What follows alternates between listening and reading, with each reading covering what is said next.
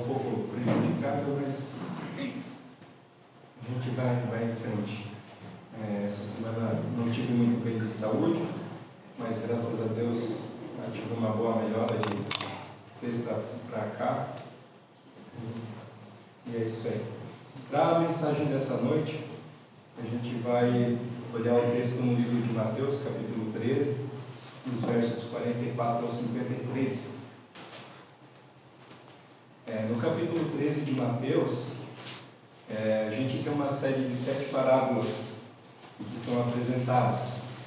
E com elas Jesus pretendia explicar a crucificação e também responder a uma pergunta que certamente os discípulos eles viriam em algum momento a fazer. O que será feito do reino sobre o qual temos pregado? E ainda nessa série de parábolas, Jesus ele explica o avanço do Evangelho pelo mundo afora.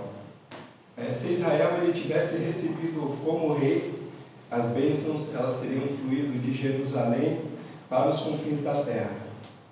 Mas a nação de Israel rejeitou Jesus e hoje o reino dos céus é uma mistura de verdadeiro e falso, de bondade e maldade. Assim, ao final dessa era, Deus terá 3 povos: os judeus, que é o tesouro escondido, a igreja, que é a pérola, e as nações gentias salvas que entrarão no reino dos céus, relatada pela parábola da rede. Então a gente vai para a leitura no texto que está em Mateus, no capítulo 13, a leitura vai ser a partir do verso 44. Mateus capítulo 13, versículo 44. Também o reino dos céus é semelhante a um tesouro escondido num campo que um homem achou e escondeu. E pelo gozo dele vai, vende tudo quanto tem e compra aquele campo. Outro sim, o reino dos céus é semelhante ao homem negociante que busca boas pérolas. E encontrando uma pérola de grande valor, foi, vendeu tudo o que tinha e comprou-a. Verso 47. Igualmente o reino dos céus é semelhante a uma rede lançada ao mar e que apanha toda a qualidade de peixes, e estando cheia, a puxam para a praia, e assentando-se, apanham para os cestos os bons, os ruins, porém, lançam fora.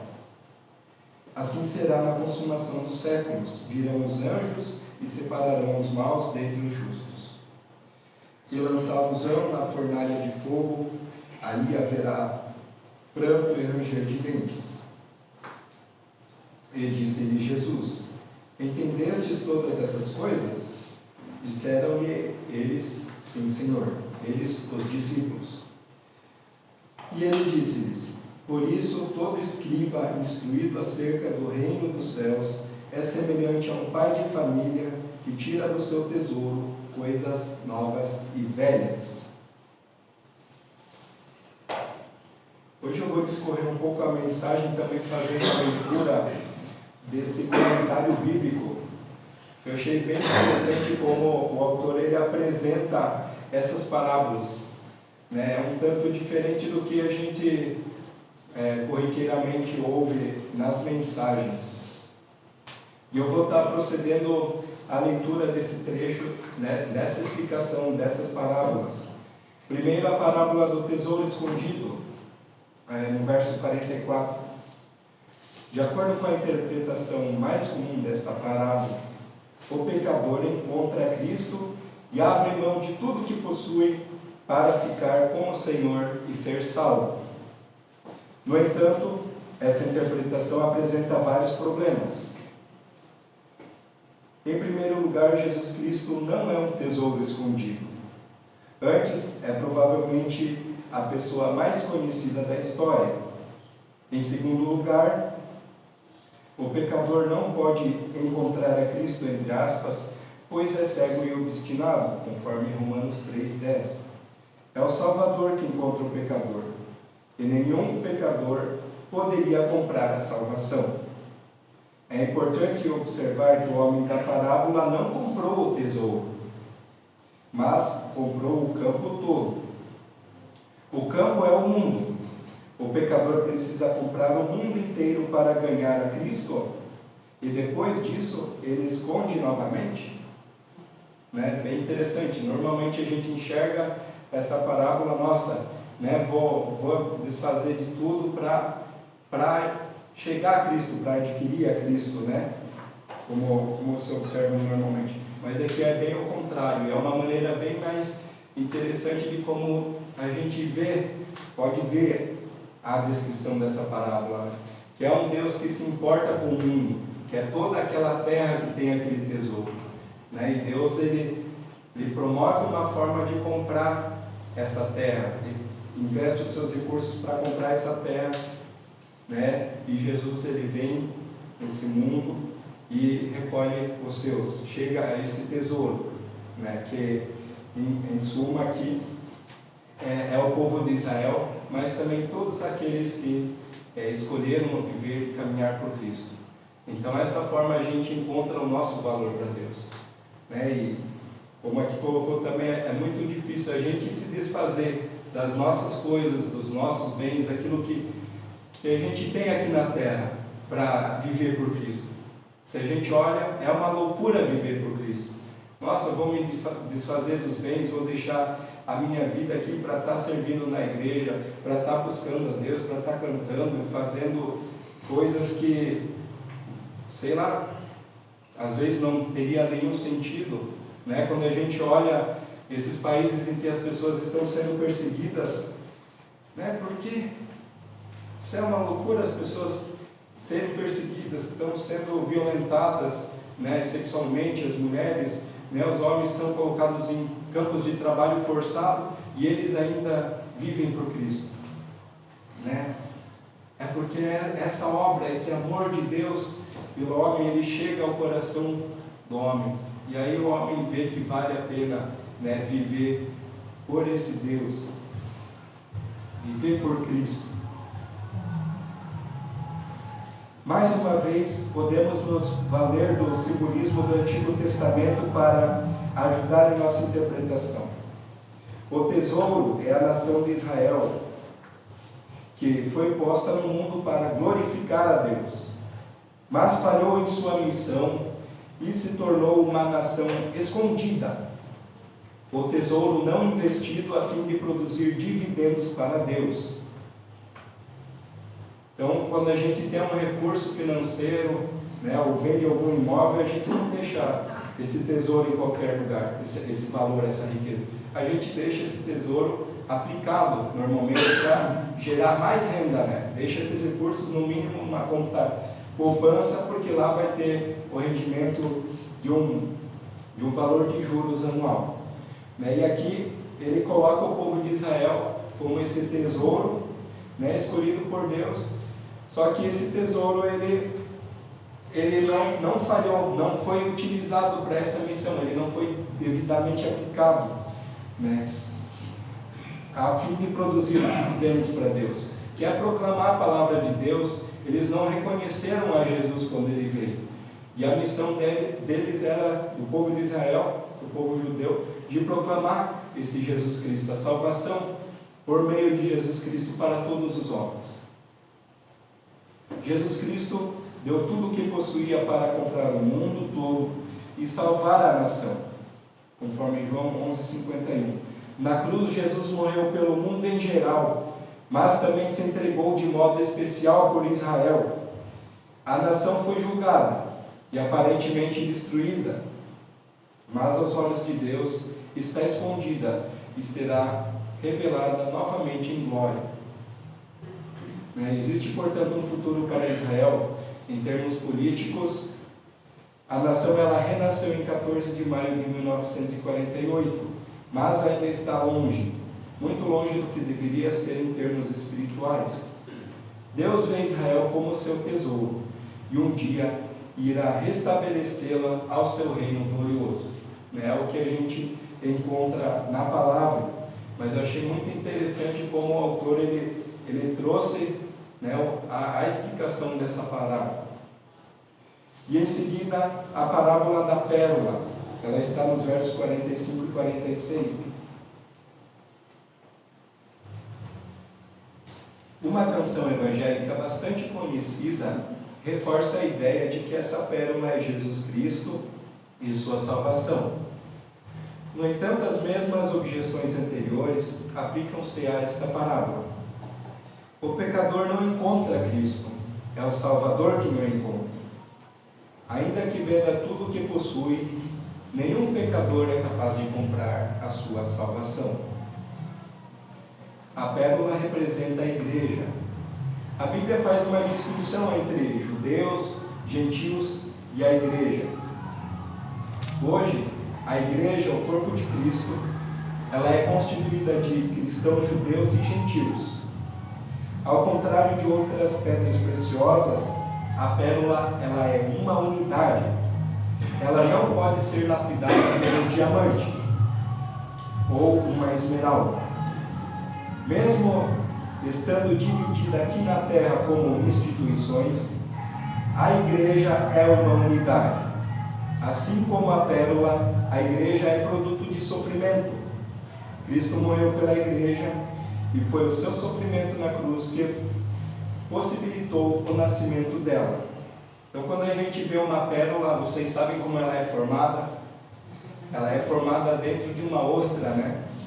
Quando é depositado algum ou grão de areia, alguma partícula dentro dessa ostra, essa ostra fechada, ela vai trabalhando em torno dessa partícula, né, durante anos, e no final o resultado desse grão de areia, né, que gera esse estresse, esse sofrimento para a ostra, ele vai resultar numa linda pérola, né? E é dessa forma que a igreja de Deus ela está se formando, né? Desde os tempos de Cristo, né, dos primeiros cristãos até a volta de Jesus, essa pérola ela está sendo trabalhada de uma forma única, né? Como ele colocou aqui. Não, ela não pode ser lapidada, né? Mas ela está sendo construída, ela está sendo feita de uma maneira perfeita e de uma maneira única, uma forma única. É uma unidade só. Se a gente tentar mexer e alterar o formato da pérola, a gente vai perder todo o valor dele. E dessa forma a igreja está sendo trabalhada e moldada ao longo dos tempos. As nossas vidas ela vai sendo trabalhada e ajustada. A gente tem sofrimento, né? Tem a perseguição, tem tantos dilemas que a gente enfrenta em nossa vida por escolher viver por Cristo, mas são esses dilemas que também vão aperfeiçoando as nossas vidas, vão aumentando a nossa fé, vão provando a nossa fé e vão trazendo também esperança para o dia do encontro com Jesus. Afinal, a gente está à espera dele. E a gente lembra também desse sofrimento que Jesus Cristo passou, demonstrando esse amor pela sua igreja, né? Sofrendo, padecendo, né? Pelos pecados da igreja, pelos meus pecados, pelos seus pecados. E da mesma forma que a pérola, a igreja ela cresce gradualmente à medida que o Espírito convence e converte os pecadores. O processo de formação da pérola não é visível, pois ocorre dentro da concha da ostra, no fundo do mar. O crescimento da igreja de Cristo no mundo também não é visível. Hoje, a igreja está no meio das nações. Na Bíblia, as águas representam as nações, conforme Daniel 7, 1-3 e Apocalipse 13, 1 e 17, 15. E um dia será revelada em toda a sua beleza. Assim, apesar da operação ardilosa de Satanás neste mundo, Cristo continua formando sua igreja. O Salvador abriu mão de tudo o que possuía para adquirir sua igreja. E nada do que Satanás tem de fazer pode derrotá-lo. Apesar de haver várias igrejas locais, há apenas uma igreja, uma pérola de grande valor. Nem todos os que são membros de uma igreja local pertencem ao corpo de Cristo. Isso é impactante, né? Somente pelo arrependimento e pela fé em Cristo tornamos-nos parte dessa igreja. Então não é só participar de um templo ou de um grupo que está louvando a Deus em algum lugar que a gente vai ser igreja, vai estar fazendo parte dessa igreja. Não, a igreja ela começa primeiro pessoalmente, o meu relacionamento, o meu entendimento da salvação através de Jesus Cristo.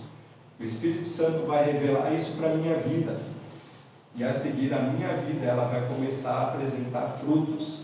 Eu vou ter um comportamento diferente, eu vou ter um desejo de buscar a Deus, de conhecer mais da verdade da palavra, de ter comunhão com os irmãos, né, que são esse corpo, essa igreja que Deus está formando. Por quê? Porque é junto desse grupo, desse corpo de Cristo, em que eu posso desenvolver a minha fé, em que eu posso compartilhar as minhas experiências de Deus com o próximo, e eu também vejo compartilhar das experiências do meu próximo, daquilo que ele tem experimentado em Cristo. Isso faz com que a igreja ela cresça nessa unidade, né, aperfeiçoando essa unidade dessa pérola.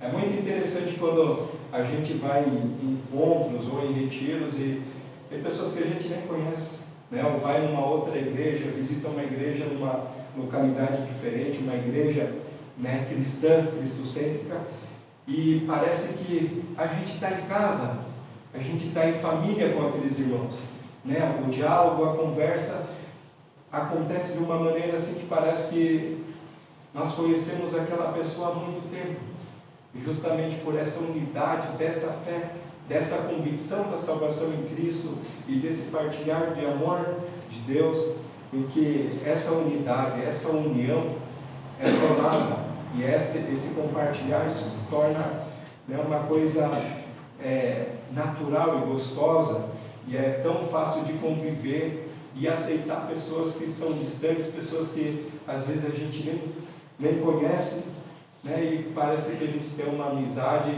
de longo tempo, né? Isso a gente experimentou com o Davi e com a Ethel. Hoje eles são missionários lá em Itapiranga, mas a primeira vez que eles estiveram conosco foi no preparo de um culto de Natal. E quando eles chegaram lá em casa, nossa, conversa aqui, conversa ali, e parecia que a gente já se conhecia já há muitos anos. Então foi um tempo muito gostoso e foi um início de amizade que marcou assim as nossas vidas, né? A minha vida, eu acredito que também do meu pai e da minha mãe, né? Justamente por isso. Por esse compartilhar, esse amor e essa unidade, essa união de estar junto para servir a Deus.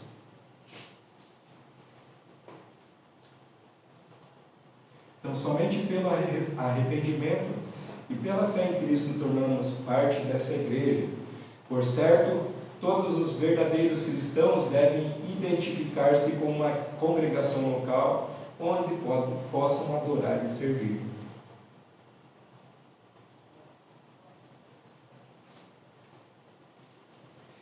E em seguida a parábola da rede, nos versos 47 até os 50. A pregação do Evangelho no mundo não converte o mundo.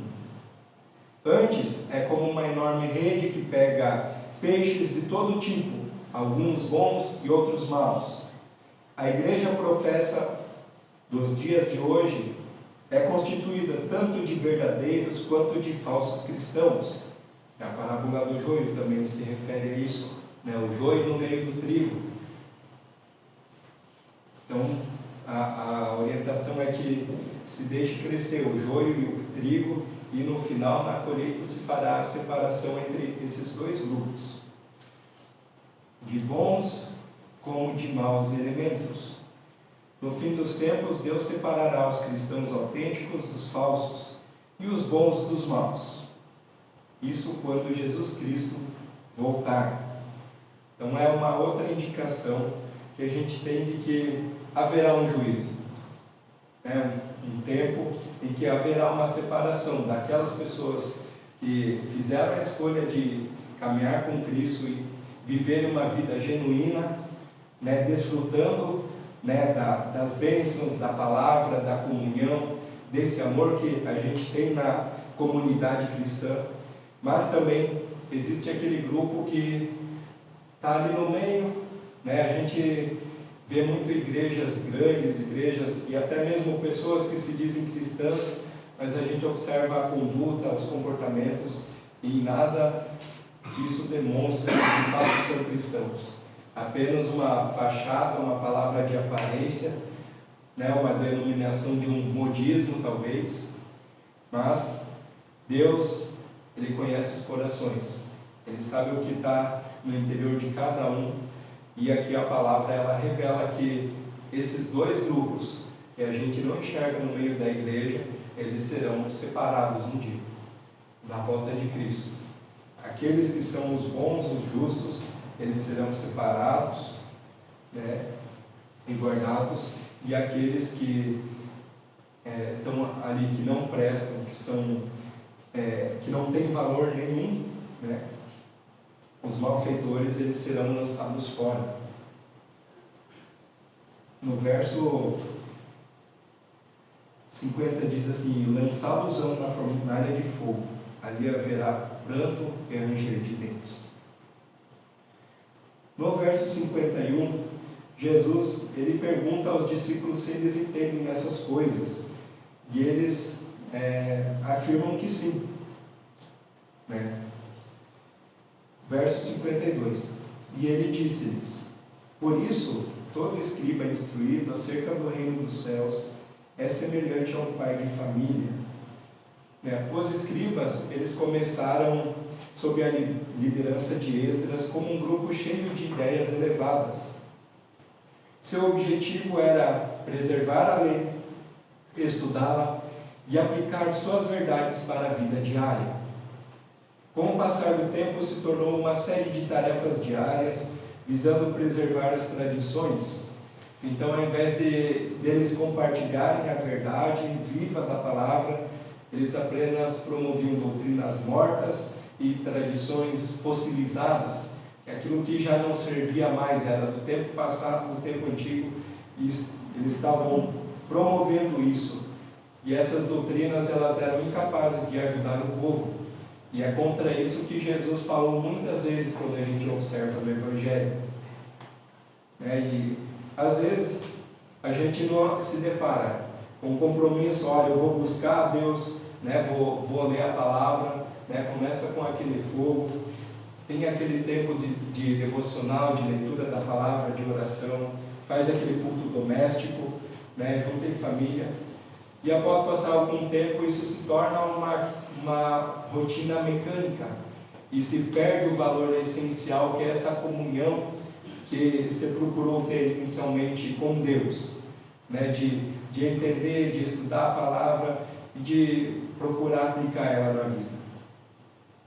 E ao longo do tempo, isso se torna uma coisa mecânica que vai acontecendo e quando vê a essência perdida.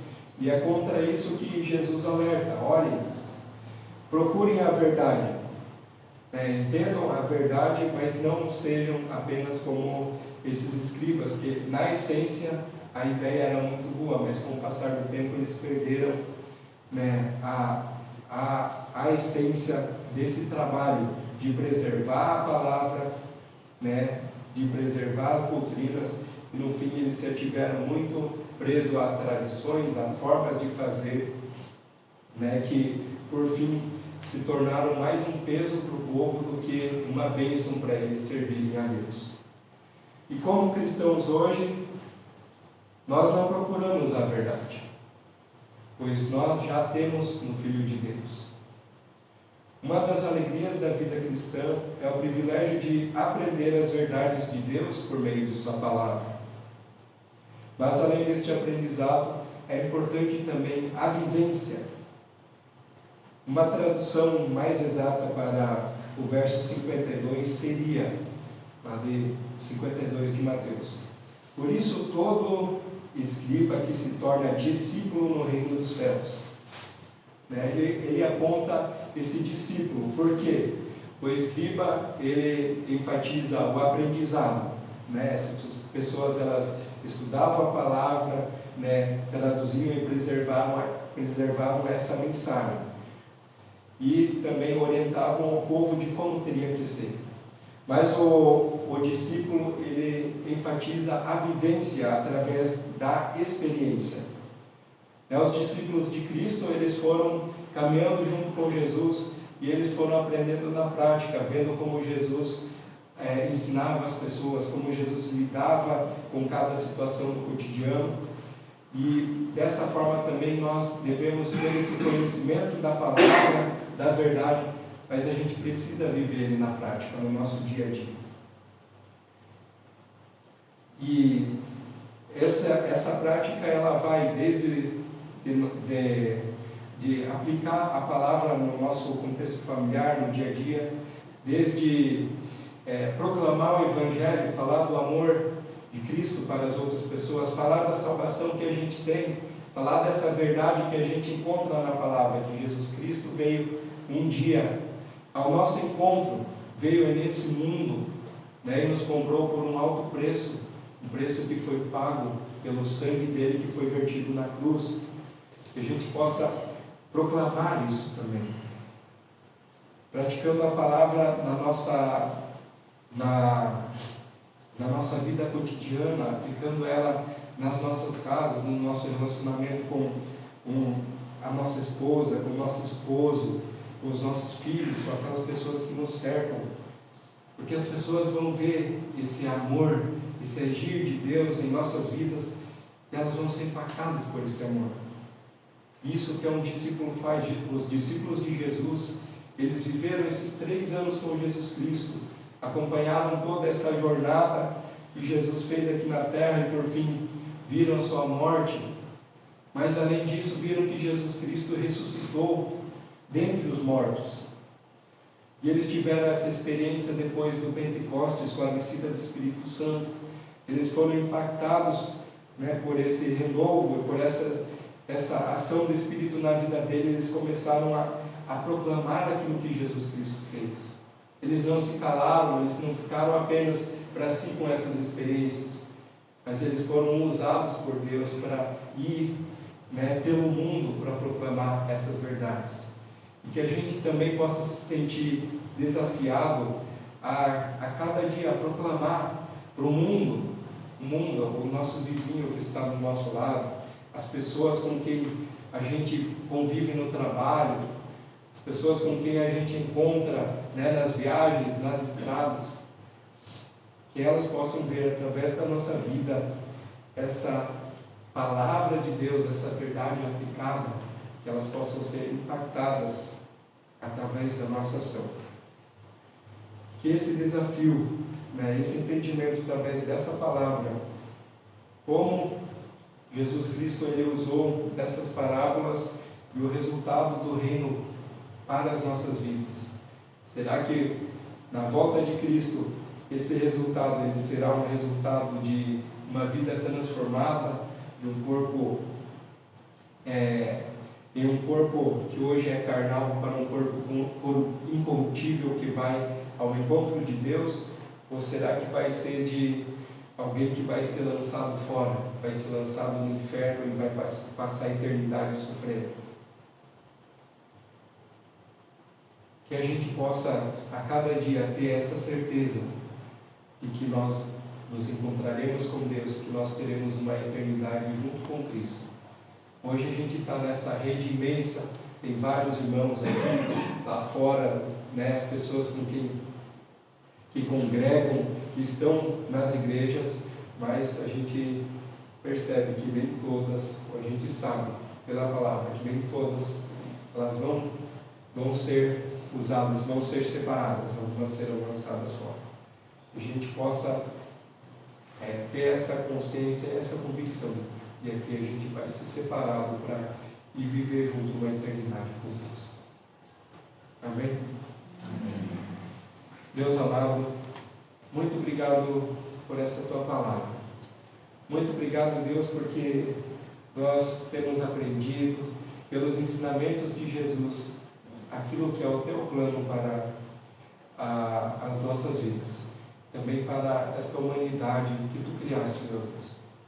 Pedimos que o Senhor possa estar alcançando as nossas vidas e os nossos corações a cada dia. Que o Teu Santo Espírito possa falar aos nossos corações. Deus, que nós possamos sentir desejosos e desfrutar a Tua palavra, e desfrutar as verdades que estão contidas na Bíblia, ó Deus. Pai querido, e essas verdades, elas possam ser a cada dia aplicadas em nossa vida. Senhor Jesus, que o Senhor possa estar nos dando forças a cada dia a cumprirmos o discipulado, aquilo que Jesus Cristo nos ensinou. E que, como discípulos, também possamos alcançar as pessoas, ó Deus. Pai querido, dá-nos a cada dia a certeza e a convicção da nossa salvação e de uma vida junto contigo, lá no céu, como o Senhor tem nos preparado. Deus amado, te agradeço por essa comunhão que nós podemos ter aqui como igreja, e porque o Senhor tem trabalhado essa unidade, ó Pai, tem estado sempre presente em nosso meio, e que a gente pode ter essa força, essa riqueza de pessoas, cada um com seu caráter, com seus dons, mas usando esses dons também no emprego da Tua obra. Te louvamos por isso, ó Deus, e te agradecemos e pedimos a Tua bênção sobre a vida dessa igreja aqui, nesse bairro, ó Pai, também a proclamar o Teu reino, ó Pai. Em nome de Jesus que eu oro, agradecido. Amém. Amém.